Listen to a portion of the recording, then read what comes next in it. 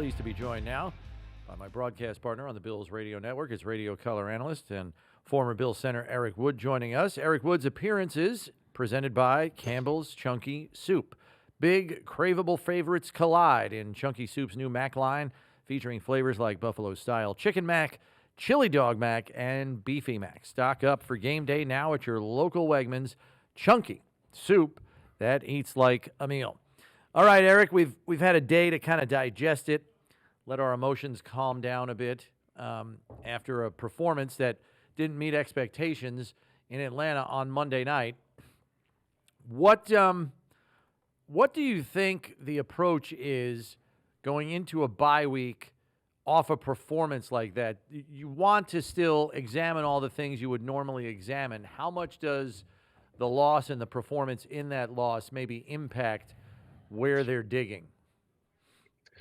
I mean, regardless of the result on Monday night, they were going to do a lot of self-scouting, see if they have certain tendencies, look at different weaknesses that pop up throughout, whatever part of the season. Ideally, your bye weeks later in the year. But, 6 games into the season, you have enough newer guys playing that, I don't know, maybe you want it earlier in the season so you can take time to go back and self-evaluate. When you're right into that next game plan each and every week, it can be hard to go back and say, out of this personnel group, we are 85% run. Teams are keying in on this. When we line up in this defensive alignment, we have these tendencies and teams are picking up on it. And I know that there's staff members outside of your traditional position coaches that will look at those week in and week out, but this gives you extended time and allows the position coaches, the coordinator, Sean McDermott, to go back and look at any tendencies, what's popping up. And so based upon the results of the last 2 games and some things we saw creeping into those weeks, this bye week comes, I guess, at a good time. Sometimes you want to wash that taste out of your mouth, but it comes at a good time for them to evaluate where they are right now. I mean, realistically, yes, there's concerns, no doubt about it. There's also concerns around most organizations in the NFL. And if you look at current Super Bowl odds, the Bills and the Chiefs are tied for the best chance to win the Super Bowl. Now, it doesn't exempt either team from needing to, figure stuff out along the way. But we've done this before. I mean, if you look back at 2017, we make the playoffs, and I'm not using that season as a benchmark for this team, but we had the worst 3-game stretch point differential wise in franchise history.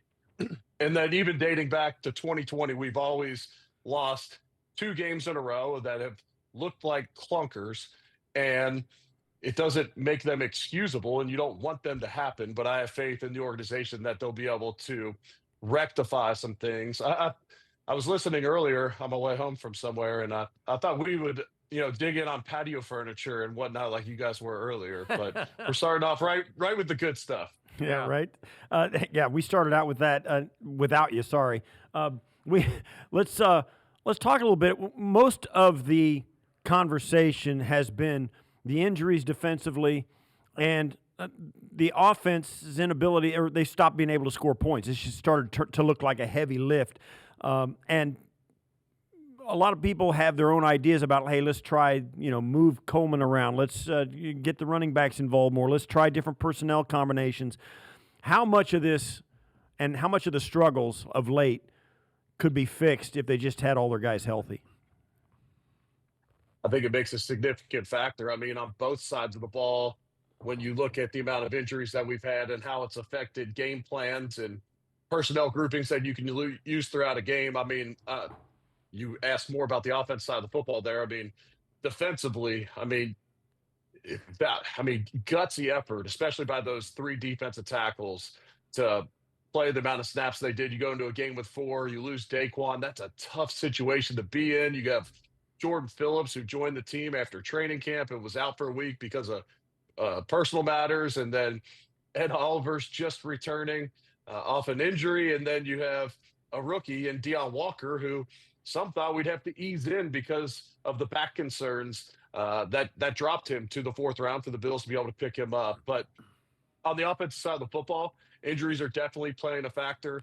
I mean, when you look at the last game with Samuel out and you think about, just the speed factor that he can bring to an offense, Palmer leaves the game, Kincaid not being out there, those are big pieces for you. And Samuel maybe not as big as the other two just based upon how they use him throughout a game, but those are significant players to be out. And it allowed Atlanta to, take away a lot of the passing game throughout the game. And also, I mean, give Jeff Ulbrich, the defensive coordinator, credit. They blitzed, I believe, on 60% of Josh Allen's dropbacks, and it just seemed that it got them out of sync. And then, this offensive line, one of the best in the NFL, when you're not sure if they're blitzing on each play, it makes it harder to do your just assignment when they don't blitz because you're worried about what the look is and maybe not necessarily about your technique. So learning experience across the board. I'm assuming next time a team wants to light them up and it's a copycat league, I'd assume other teams will try to approach the Bills offense in that way, especially in obvious pass situations. I expect this Bills team to have better answers. Now you can be more efficient on first and second down, not hurt yourself with penalties and other things that lead you to those obvious passing situations that Josh Allen was just under a lot of duress and he just did not look comfortable. Sean McDermott said after the game, we're making it too hard on him. It's not easy for him right now. And I get that, but give the Falcons some credit there. They had a solid game plan and they got a bunch of good pass rushers. And so I am in the camp though, that I do think we can move Keon Coleman around, and he's a second-year player. He got some confidence after week one, didn't have the production he wanted the next few games. He gets suspended again and misses some time early in the Patriots game. I'm not saying we need to replace Shakir in the slot, but maybe moving him around. And at this point, I'm sure it's working in practice because we're seeing it during the games, but those 50-50 balls that we're trying to give him against some of the better corners on each team each and every week, they're just not working right now. So how do we get him going? Because we need him to be a factor moving forward. Is it confidence that comes from maybe getting him in the slot more, moving him around a little bit, toss him a screen here and there, just something to get him going because we need him to be a factor.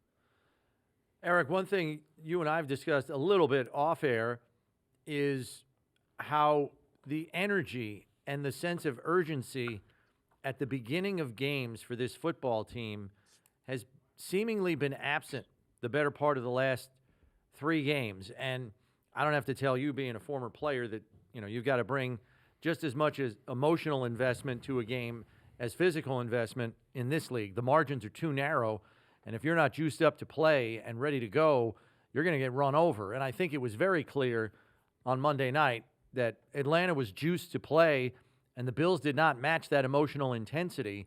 How do you recapture that as a team, and maybe how can internal player-driven leadership pull that out of their teammates so as an entire 11-man unit, you can see it and feel it on the field at the beginning of the game?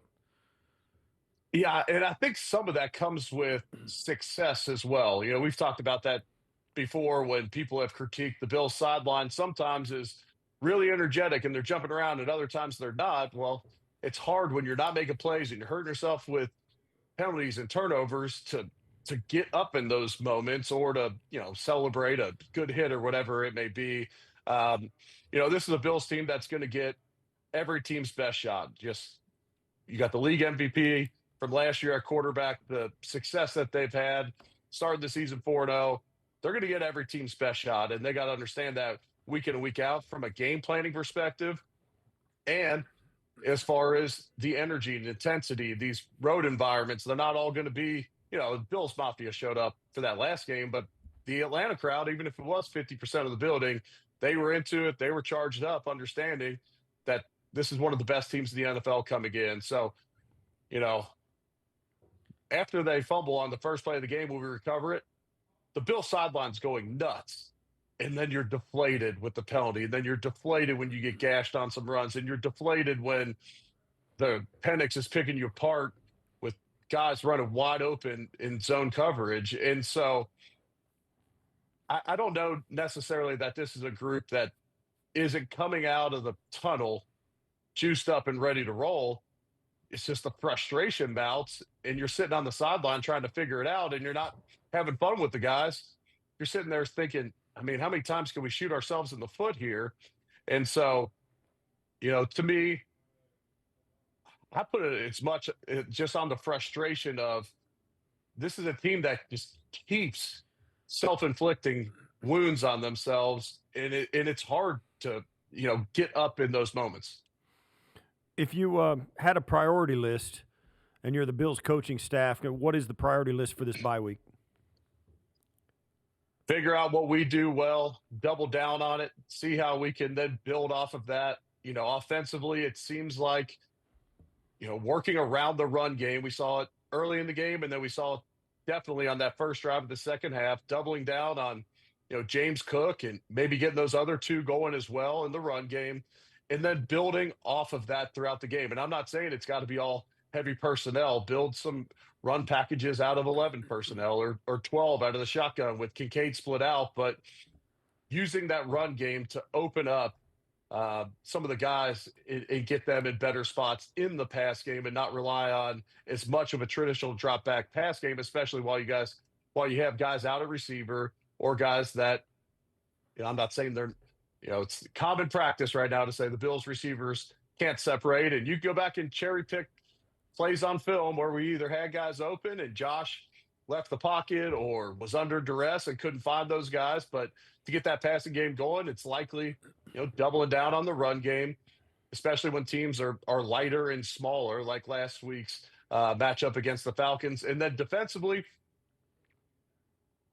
you got to figure out, one, who's going to be healthy, what you're going to get from Hoyt and Ogunjobi coming off of suspension, but right now, I don't see guys making plays in zone defense. It's almost like they're dropping to a spot, and I have my assignment done, and I'm in this spot, but you're just not seeing the almost like Micah Hyde type plays where, okay, you got a crossing route, and maybe he's deep middle, and he jumps it. You're just not seeing those things where there's just so much cushion. Sean McDermott, I believe, said we went to more man defense in the second half, and I don't know those exact percentages, but you could see it visibly. It appeared we were running more man-to-man defense, and maybe that's the strength of this secondary. Maybe that's where we're going to be in a better position where we're not giving as much cushion. Got to be able to tackle better. I saw it yesterday. We give up the most yards after contact in the entire NFL. Yep. And it's not close. It's simply not close. The Chargers are like a full yard behind us in that regard. Now, that's skewed on a couple huge ones. I get that. But we got to be able to tackle better. And so I think getting healthier gives you some extra bodies on defense, and then just figuring out what the identity of this defense is going to be. And if the guys on the back end aren't comfortable making plays in our traditional zone looks that we've had success with in the past, maybe it's getting to more man-to-man defense or different zone shells that allow us to jump those crossers that go right behind the linebacker level that we've seen just kill us over and over, or, guys sitting, in between the corners, linebackers, where it's just too easy pitch and catch out there at times. Last one for me, Eric. Carolina on the horizon, and I know it's a team still trying to find itself and establish their own identity under Dave Canales, but he does know how to call an offense and sequence plays. He's good at that. And in their 3 wins this season, they have scored 30, 27, and 30 last week. Chuba Hubbard's supposed to come back as well, so they might have a 1-2 punch there with Rico Dowdle, who's gone over 200 all-purpose yards each of the last 2 games, and Chuba Hubbard. And we know what has ailed this Bills defense. So I think some people might, being unfamiliar with Carolina, might think of them as an also-ran, but they've got 2 straight wins. They play the Jets this week. There's a good chance they're going to be facing a team on a 3-game winning streak and feeling pretty good about themselves.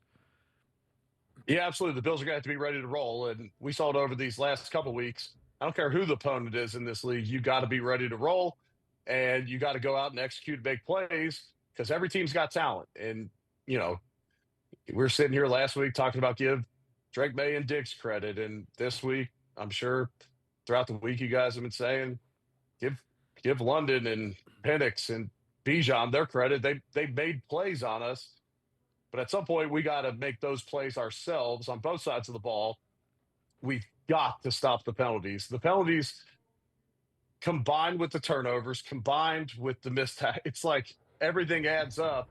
But the penalties have come at almost the most inopportune times. Right before an interception against the Patriots, where it backs you up, the 81-yard Bijan Robinson run comes after Ed Oliver, Rousseau. One of the two had a sack. So instead of 2nd and long, now it's 1st and 5.